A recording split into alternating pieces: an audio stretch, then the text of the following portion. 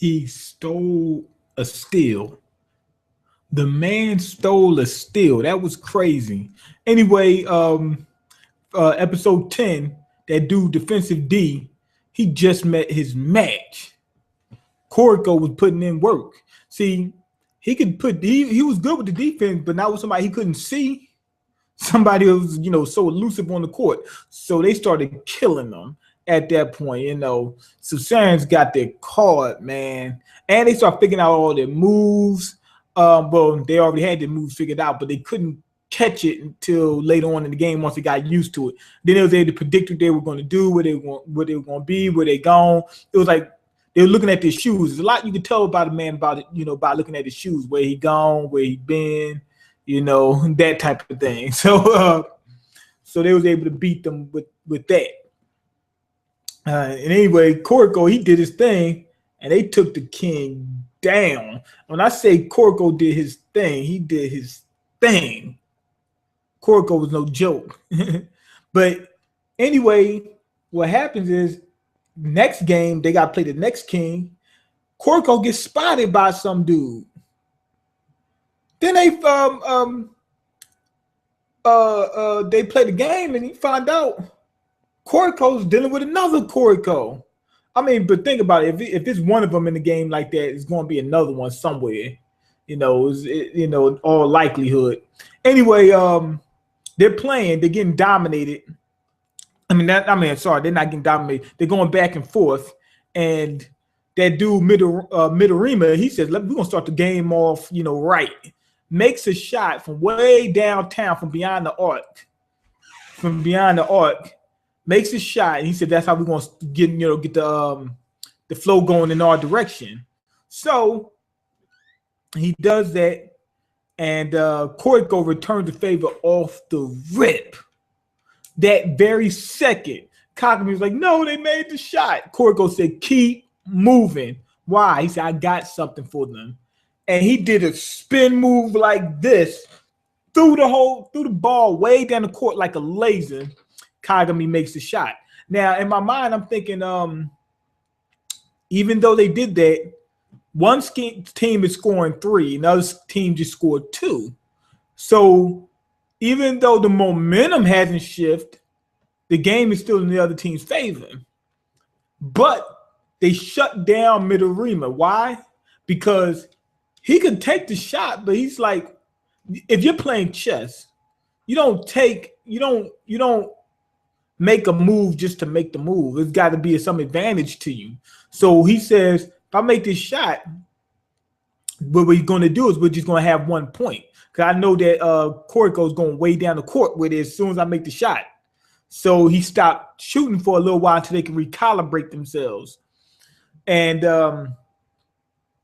if they're going to go back and forth, why would you put all that energy in just to getting 1 point? Although it does play a role later on. Anyway, Kuriko's got Midorima scared, man. He was playing like he was scared for a minute. He was like, you know what? I ain't going to take this shot. Let's get, recalibrated. But anyway, they put somebody else on Kuroko, this dude named Towson or something like that, or Tozai, whatever his name is. The guy is good. And he's better. Actually, he's better than Kuroko in some ways.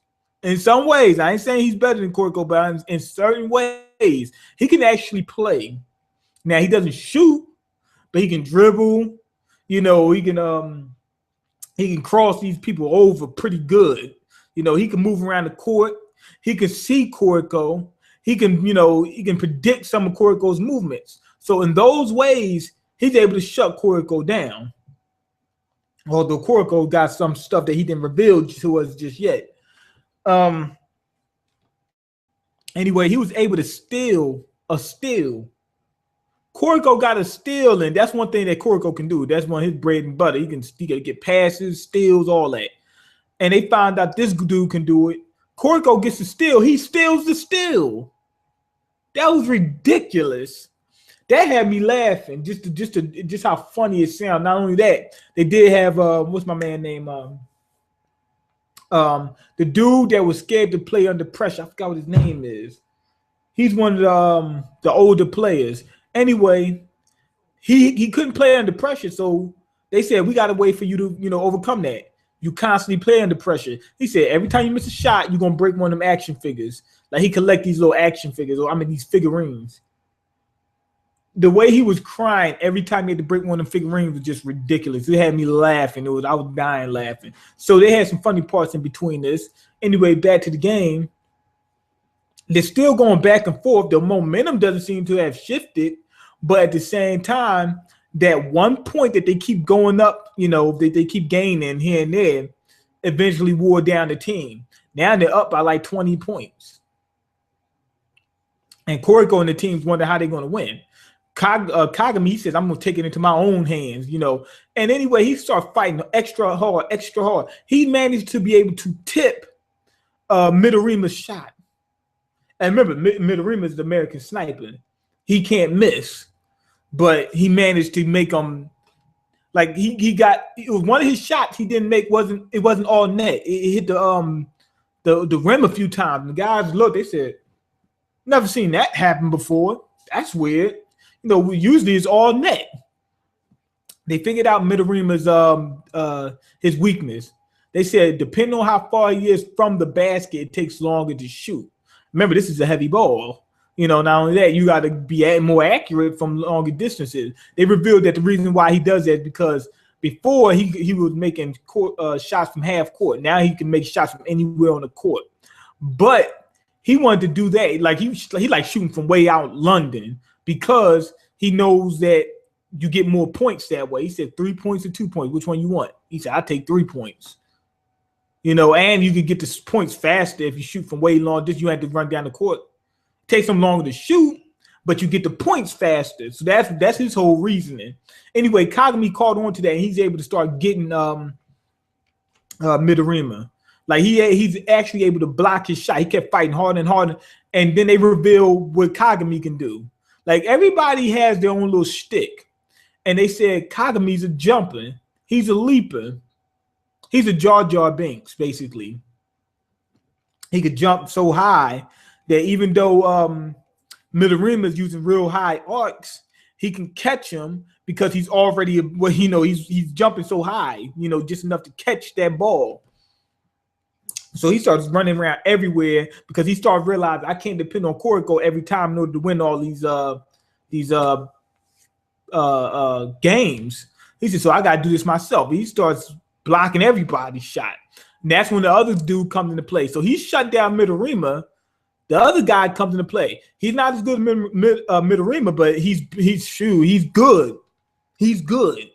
That makes the big difference. He started, Midorima almost missed a shot. He comes in, dunks. He's like, hey, it still went in, player. That's how he went. That's how he played. Anyway, that's pretty much the end for that. Kuroko comes in the game and says, we got a new strategy that we're going to work on. But it might seem weird to people that they say, oh, he's a jumper. But he was doing that before. Remember when they played against Daddy?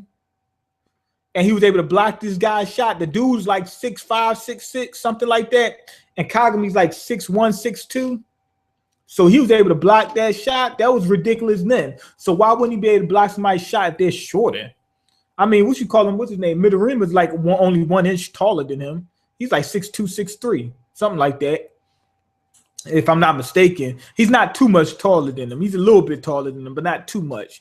Daddy was way taller than him. So that's the case. So they're revealing that everybody's coming into their own. Kagami, they say he's fast and he can jump. Anyway, what Kuroko is. He's undetectable. Anyway, they also said that dude they playing against, he's got a similar style to Kuroko, but Midorima said that he hates Kuroko because he joined a team that's inferior to him. He said, I don't like the fact that he joined that team. He should have joined our team. Same thing Kai said. He should have joined our team. So, well, he didn't literally say that, but that's what he meant. So I need to see exactly what he meant by that. I know that Kuroko analyzes games and starts figuring out people's weaknesses and stuff like that. And he's got a I won't quit, never quit, never surrender type of attitude, which helps him get through the game. Same way Kagami does. So I want to see what happens in the next game. I'm going to give these 3 episodes 5 out of 5. It was funny. The pacing was on point. And just seeing each player come into their own with their with their own special skills and whatnot, that was good. So anyway, go ahead, leave your comments, like the video, and subscribe because I can't eat. I'm broke, nigga. I'm broken. You got the power to change that. Peace.